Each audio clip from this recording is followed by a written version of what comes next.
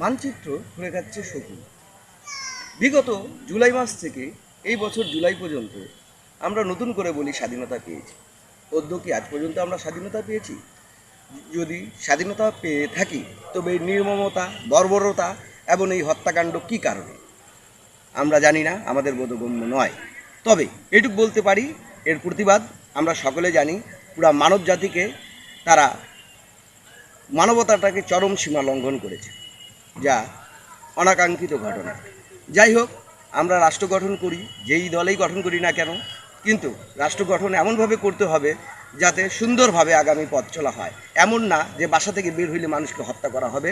চাঁদা কেন, চাঁদা কেন, চাঁদা কেন? চাঁদার কোনো কী কারণে চাঁদা দিতে হবে কাউকে? রাষ্ট্র কারো বাবার না, রাষ্ট্র কারো একার না, রাষ্ট্র সবার। তাই এসডিএস ফালতু কথার পক্ষ থেকে আমরা চরম নিন্দা ও ঘৃণা জানাচ্ছি। আল্লাহ হাফেজ।